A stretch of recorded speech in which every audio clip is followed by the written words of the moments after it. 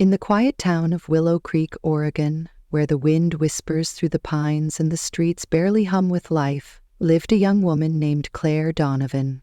At 22, Claire was a fragile soul with a burden she could not escape. She was blind, her world cloaked in endless darkness since childhood. Her hazel eyes, though beautiful, saw nothing of the rugged hills or the soft glow of dawn. She lived in a crumbling house with her foster mother, Margaret Hayes, a woman hardened by years of struggle and drowned in the haze of cheap whiskey.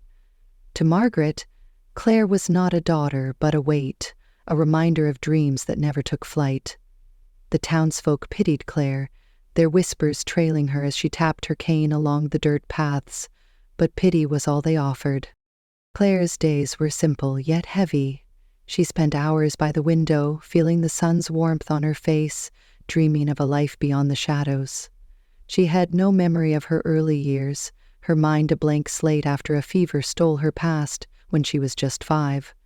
All she had was a necklace, a small silver chain with 2 pendants, a sun and a moon.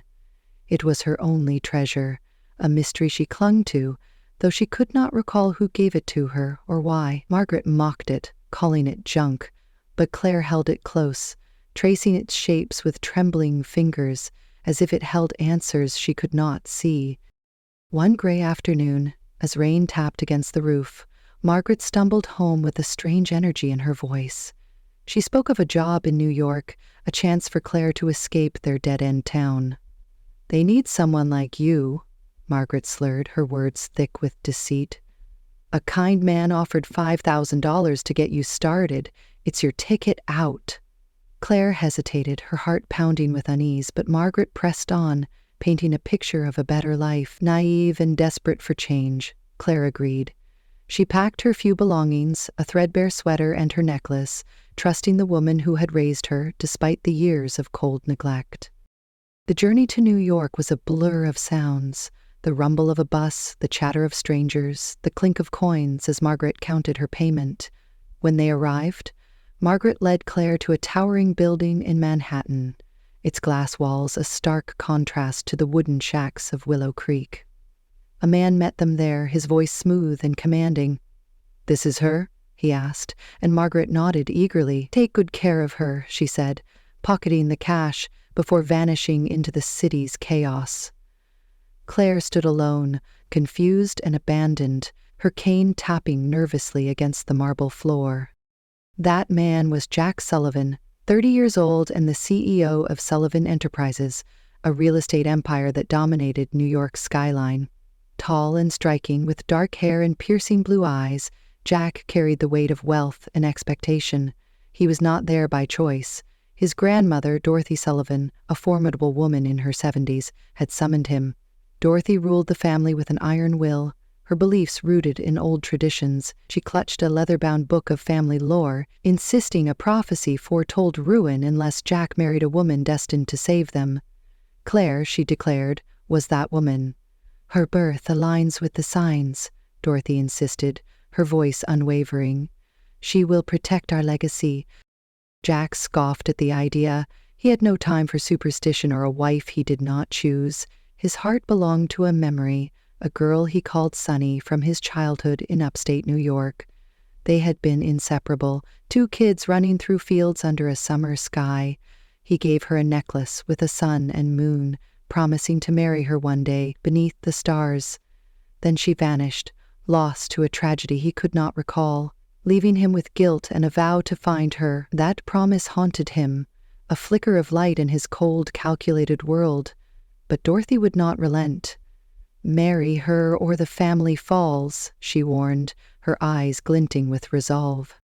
Reluctantly, Jack agreed, though his resentment simmered. Claire was brought to the Sullivan Mansion, a sprawling estate on Long Island, its halls lined with portraits of stern ancestors. She felt the shift in the air, the weight of wealth and disdain. The family saw her as an intruder, a blind girl from nowhere, unworthy of their name. Jack barely spoke to her, his presence a shadow that chilled her more than comforted. Dorothy orchestrated their wedding, a rushed affair in the mansion's chapel. Claire stood in a borrowed gown, her hands shaking as she repeated vows she barely understood. That night, under Dorothy's watchful eye, Jack fulfilled his duty in silence. It was mechanical, devoid of tenderness, leaving Claire hollow and ashamed. She lay awake after, clutching her necklace, tears soaking the pillow as the reality of her betrayal sank in. Margaret had not sent her to a better life. She had sold her, traded her for a handful of dollars. Jack was no savior, just a man trapped by his grandmother's whims, his heart closed to her. The Sullivan family whispered behind her back, their words sharp as knives. "She's nothing," they sneered. "A beggar in our halls." Claire's blindness made her vulnerable, her cane a symbol of weakness they mocked, yet she held on to a fragile hope, a whisper in her soul that this was not her end. She did not know Jack searched for Sunny, that the necklace she wore was the key to a past they shared.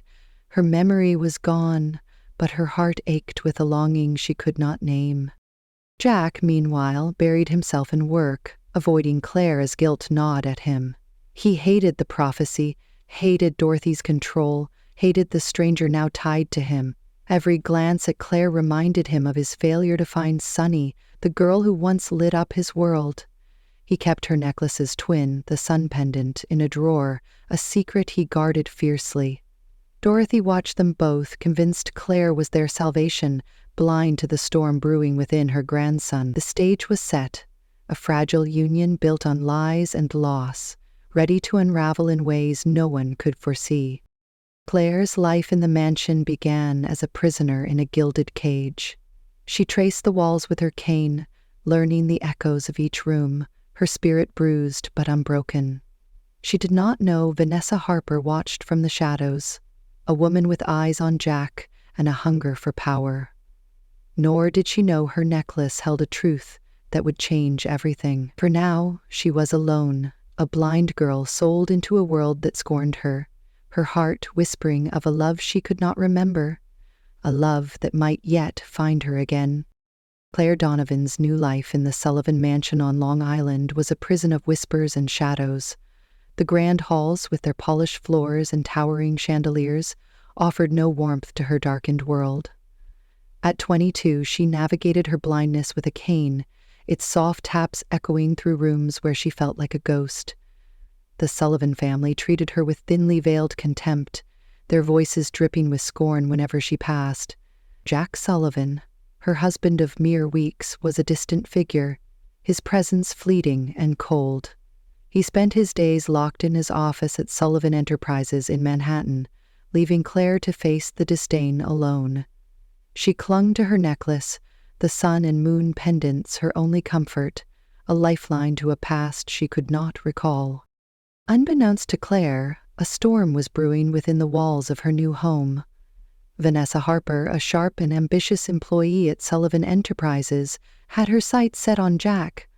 At 28, Vanessa was a striking woman with auburn hair and calculating green eyes, her beauty a mask for a heart consumed by greed. She had climbed the ranks with ruthless precision, but she wanted more. Jack's power, his wealth, and his name. Vanessa knew of Jack's obsession with Sunny, the childhood friend he longed to find. She overheard him once, late at night in his office, confiding in his assistant Greg Foster about the necklace with the sun and moon pendants. "Sunny was my everything," Jack had murmured, his voice raw with longing. "I'll never stop looking for her." That moment planted a seed in Vanessa's mind, a plan as cunning as it was cruel. Greg Foster, a lanky man in his 30s with a quiet demeanor and hidden resentment, became her ally. Greg had served Jack loyally for years, but envy festered beneath his calm exterior.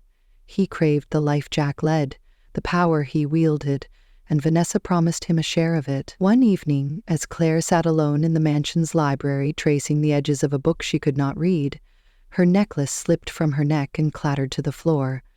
Vanessa, passing by on her way to deliver reports, spotted it gleaming in the dim light.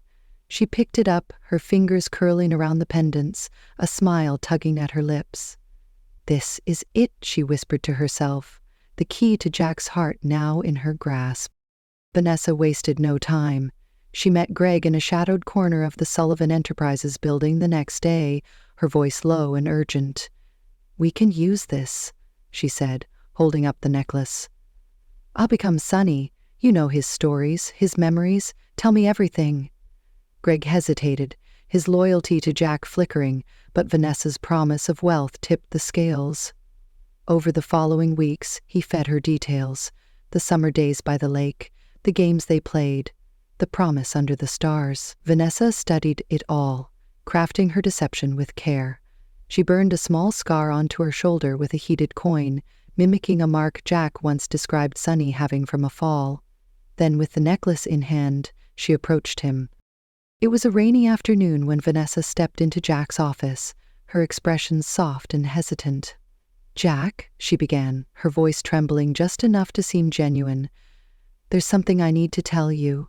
She pulled the necklace from her pocket, letting it dangle before him. Jack's eyes widened, his breath catching as he recognized the sun and moon pendants. "Where did you get that?" he demanded, rising from his chair. Vanessa lowered her gaze, tears welling up on cue. "It's mine," she lied.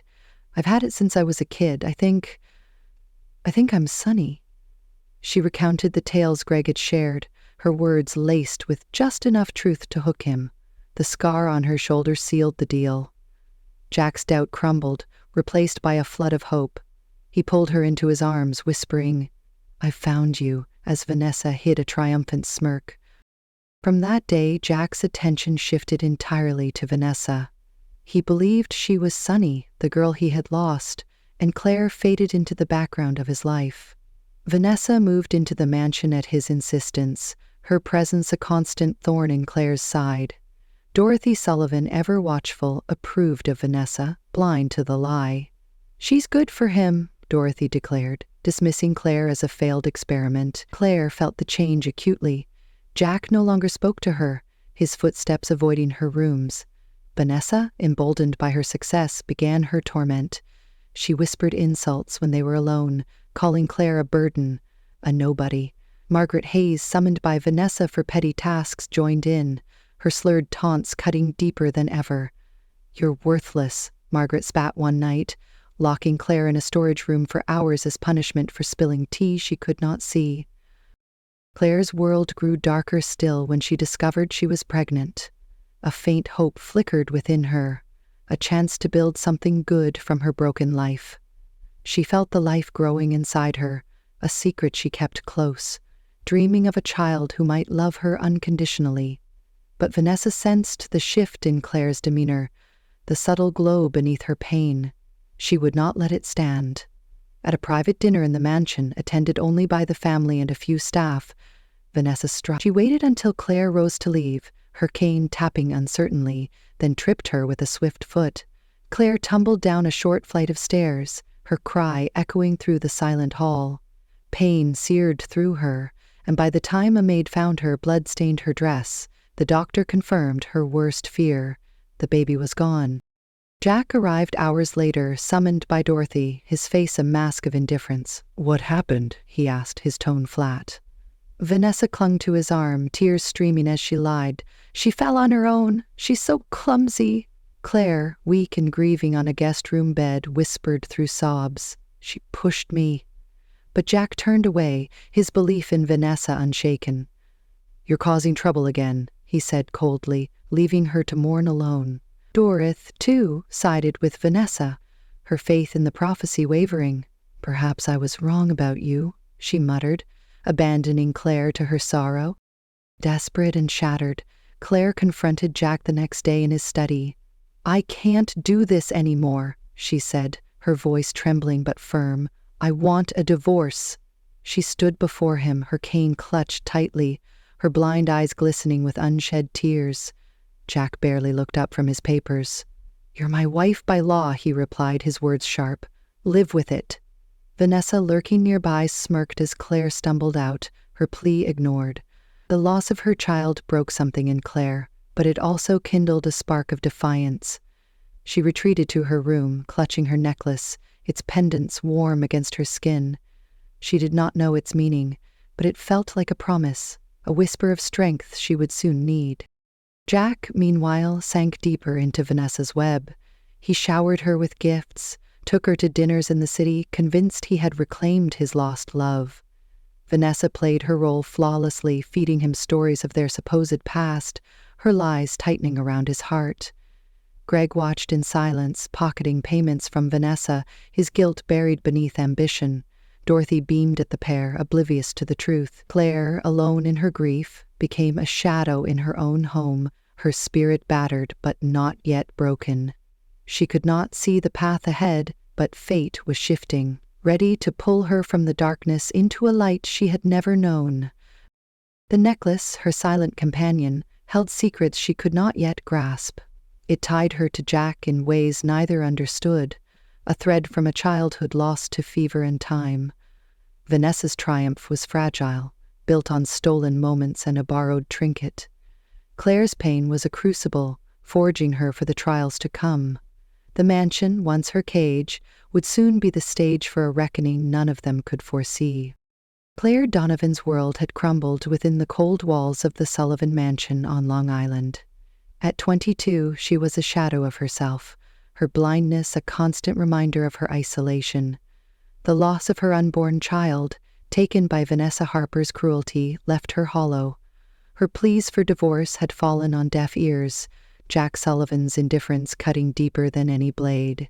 The necklace with its sun and moon pendants remained her only solace, a fragile link to a past she could not recall. She spent her days in a small room at the edge of the estate, tracing its shapes, her spirit bruised but stirring with a quiet resolve. The whispers of the Sullivan family faded into background noise, their scorn no longer her focus. Something within her was shifting, a spark of strength she could not yet name. Meanwhile, across the country in Los Angeles, a man named Richard Langley sat in his sprawling office atop the Langley Corporation tower. At 60, Richard was a titan of industry, his silver hair and sharp gray eyes commanding respect. His wealth was vast, his influence unmatched, but his heart carried a wound that never healed.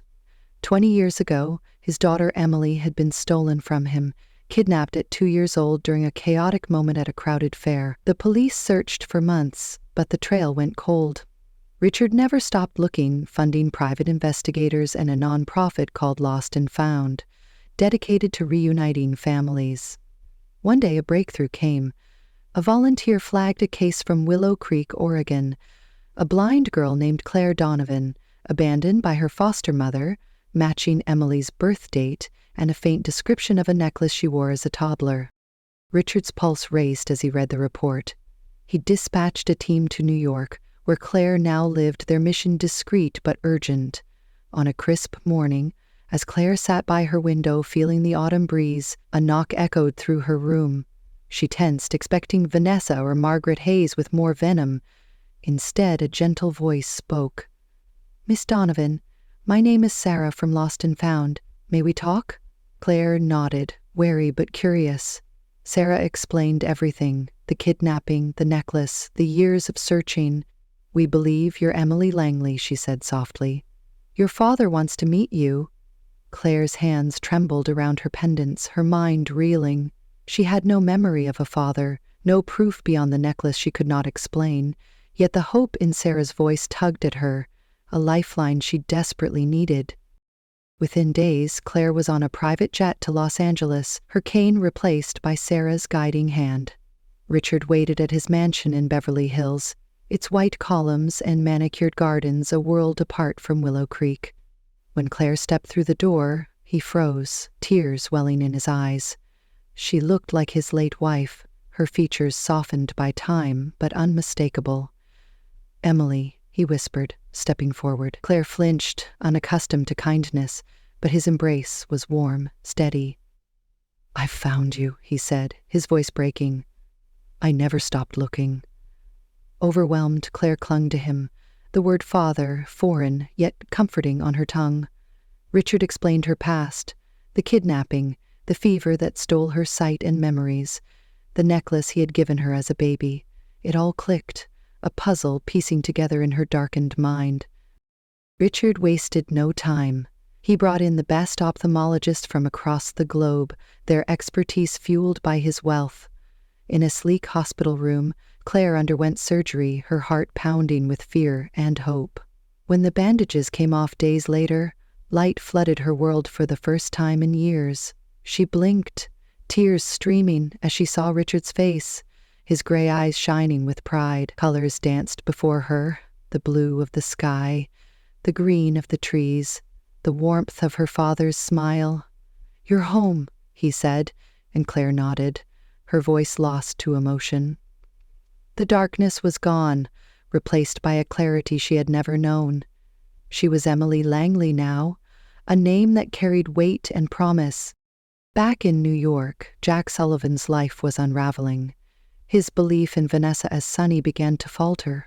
She slipped one evening, forgetting a detail about their childhood lake games, a memory only the real Sunny would know. "You said we caught fireflies," he pressed, his brow furrowing. Vanessa stammered, her excuse thin, and Jack's doubt grew. He confronted Greg Foster, his assistant, sensing unease in the man's silence. "What aren't you telling me?" Jack demanded, but Greg dodged, his loyalty split. Jack's unease deepened as Sullivan Enterprises faced a crisis. Derek Marshall, a rival real estate mogul, had launched a quiet assault, buying up shares and spreading rumors of instability. Vanessa, cozying up to Derek, fed him secrets, her ambition blinding her to the fallout. Richard saw Claire's potential and gave her a new purpose. "You're my daughter," he said one evening, handing her a folder. "I want you to lead Langley Corp's New York branch."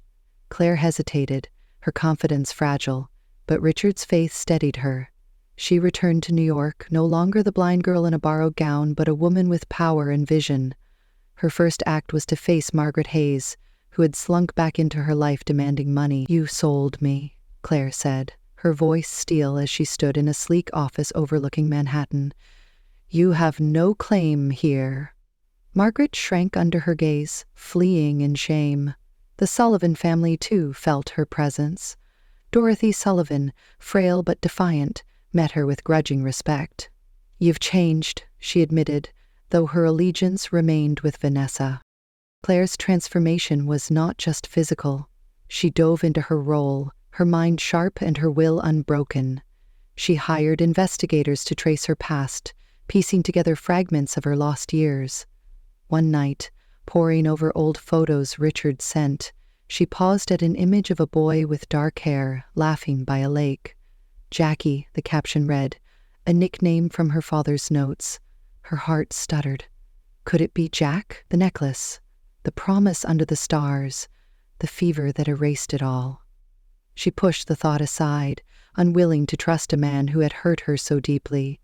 Yet the seed was planted, a question she could not ignore. Jack, meanwhile, grappled with his crumbling empire. Sullivan Enterprises teetered as Derek's maneuvers tightened their grip. Vanessa clung to Jack, her lies fraying at the edges. "I'm your Sonny," she insisted, but her words rang hollow. Dorothy watched, her faith in Vanessa shaken, but not yet broken. Claire's return to New York sent ripples through their world. She attended a gala hosted by Langley Corp., her elegance turning heads, her eyes now seeing the faces that once mocked her. Jack saw her there, a stranger in a sapphire gown, and something stirred in him, a flicker of recognition he could not place. Vanessa noticed, her jealousy flaring, her grip on him tightening. Claire began to fight back, her strength growing with each step. She confronted Vanessa at the gala, her voice calm but cutting. "You don't belong here," she said, her gaze piercing. Vanessa smirked, unfazed, but Claire's resolve held firm. She turned to Jack, who stood silent, his eyes searching hers. "You don't know me," she said, walking away, leaving him unsettled. Richard supported her from afar, his pride evident in every call. "You're my daughter," he reminded her. "No one can take that away." Claire nodded, her purpose clear. She would reclaim her life, her dignity, her truth. The past was calling, its echoes growing louder. Claire's sight had returned, but her heart remained shadowed by questions. Was Jack the boy from her lost memories? Could she forgive the man who had turned from her? Vanessa's deception was a thread unraveling, and Derek's greed a storm gathering force. Claire stood at the edge of a new chapter, her blindness gone, her spirit alight. She did not know it yet, but the truth was near, ready to break through the lies and lead her to a reckoning that would change everything. Claire Donovan, now Emily Langley, stood at the pinnacle of her newfound strength in New York. At 22, she had shed the blindness that once defined her, her hazel eyes now sharp with purpose. As CEO of Langley Corp's New York branch, she carried the weight of her father Richard Langley's trust, her every move a testament to her resilience. The Sullivan Mansion, once her prison, was a distant memory, replaced by a sleek penthouse overlooking Manhattan's skyline, yet the past clung to her, its threads woven into the necklace she wore, the sun and moon pendants a silent promise she was only beginning to understand. She had faced Margaret Hayes and the Sullivan family, reclaiming her dignity, but a greater storm loomed, one that would test her heart and rewrite her story. Across the city, Jack Sullivan wrestled with a crumbling empire and a fractured heart.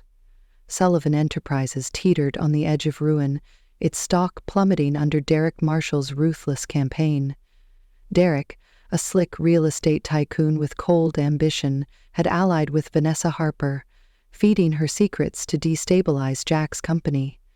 Jack's faith in Vanessa as Sunny wavered, her inconsistencies gnawing at him. He questioned Greg Foster, his assistant, whose evasive answers only deepened his unease. Dorothy Sullivan, frail but fierce, clung to her belief in Vanessa, urging Jack to stand by her. "She's your future," Dorothy insisted, her voice trembling with age.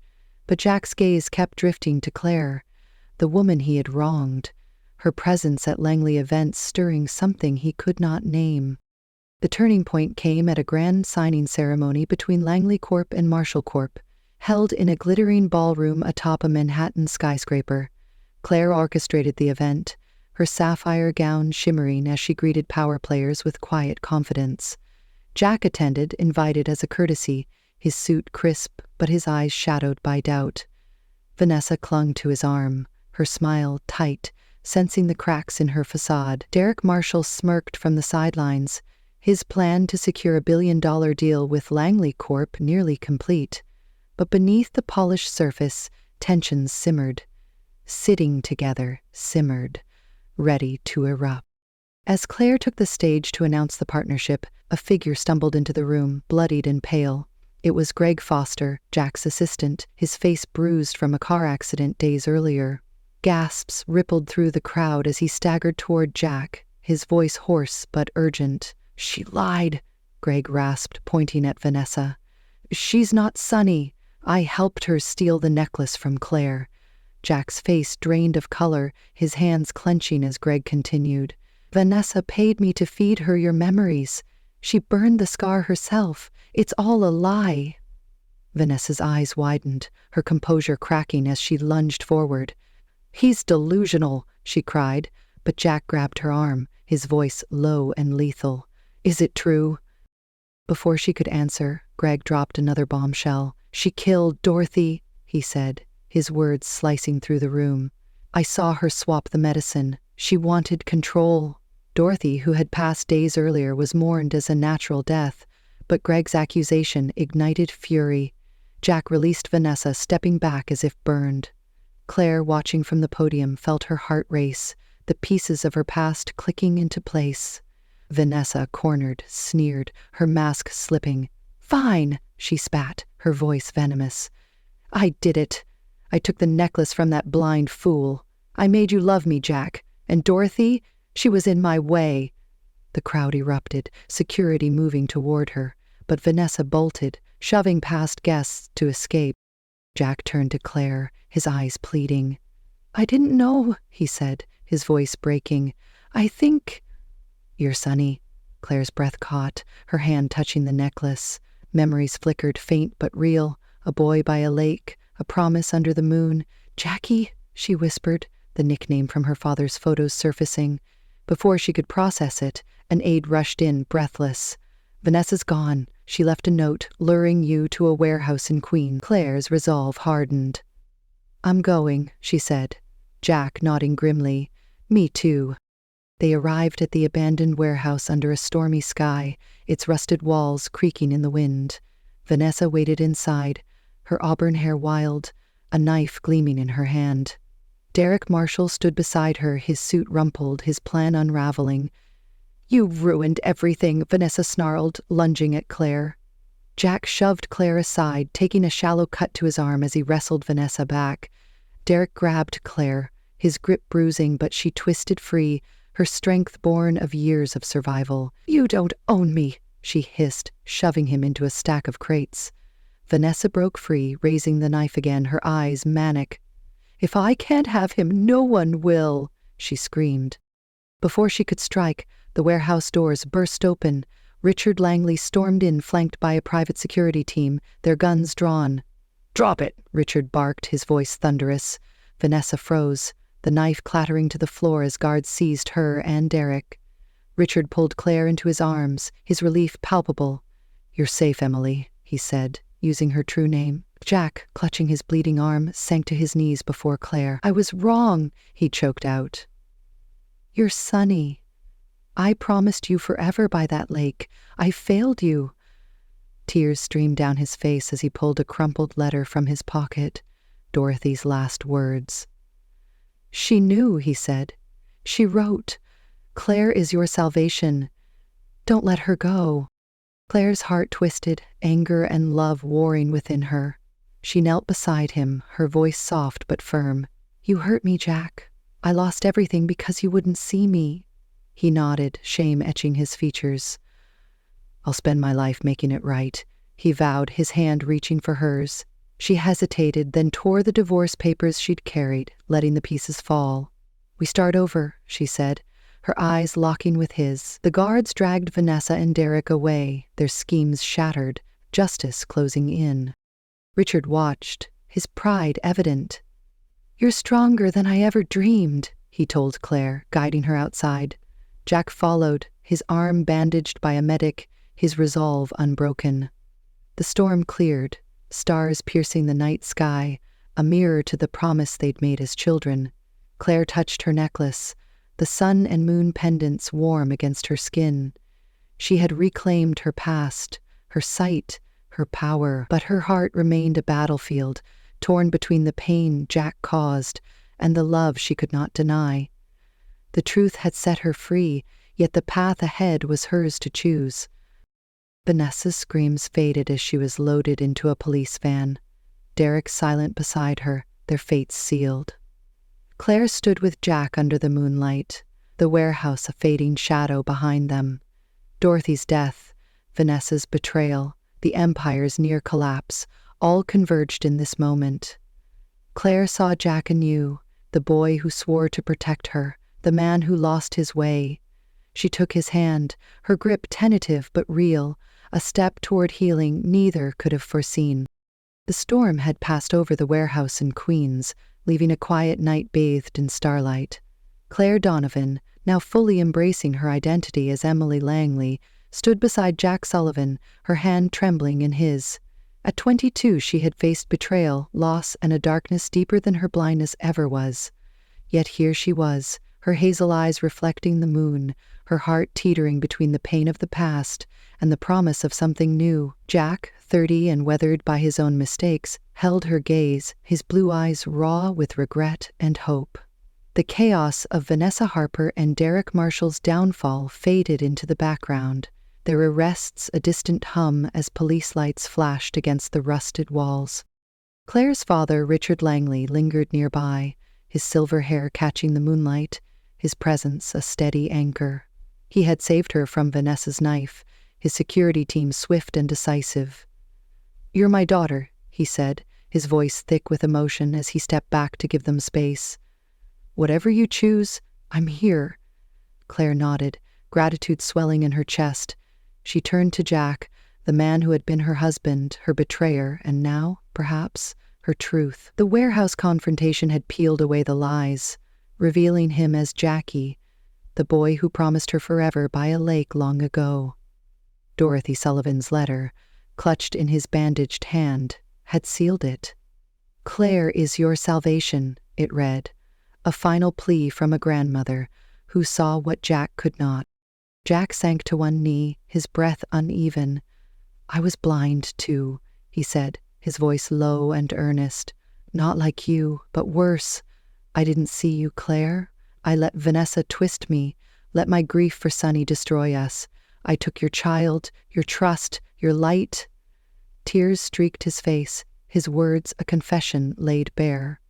"You're Sonny, you always were. I promised you under those stars and I broke it. But I'll spend every day fixing it, if you'll let me." Claire's throat tightened, memories flickering. Laughter by the water, a boy's hand in hers, a vow she'd forgotten until now. She saw the pain in his eyes, mirroring her own, and felt the weight of Dorothy's words. She knelt before him, her fingers brushing his. "You broke me, Jack," she said, her voice steady despite the tears. "I lost our baby because you turned away. I lost myself in that house, begging you to see me. I can't erase that." He nodded, accepting her truth, his head bowed. "But I remember you now," she continued, softer. "Jackie, who held my hand when I fell, who gave me this." She touched the necklace, its sun and moon pendants gleaming. "I don't know if I can forget, but I can try to forgive." Jack looked up, hope flickering in his gaze. "That's all I ask," he whispered, his hand tightening around hers. Claire stood, pulling him up with her. "I'll stay," she said, her decision firm. "Sullivan Enterprises is your grandmother's legacy. I'll help you save it, not as your wife, not yet, but as someone who believes in second chances." Jack's face lit with relief, a smile breaking through his sorrow. "Thank you," he said, his voice cracking. "I won't let you down again." Richard approached, clapping Jack on the shoulder. "You've got work to do, son," he said, a rare warmth in his tone. "Prove yourself to my girl." Days later, Claire and Jack stood in the Langley mansion in Los Angeles, a sprawling estate of white stone and glass. Richard had gathered the family for a quiet celebration, a welcome for his long-lost daughter. The air was soft with jasmine, the room glowing with candlelight. Claire wore a simple white dress, her necklace resting against her chest. Jack, in a dark suit, watched her with a reverence he'd never shown before. As the evening drew to a close, he took her hand, leading her to the garden under a sky ablaze with stars. Richard followed at a distance, his pride evident in his silent nod. Jack stopped beneath a willow tree, its branches swaying gently. "I made a promise once," he said, pulling the sun pendant from his pocket, the twin to her moon. "I swore I'd marry you, Sonny, under the stars.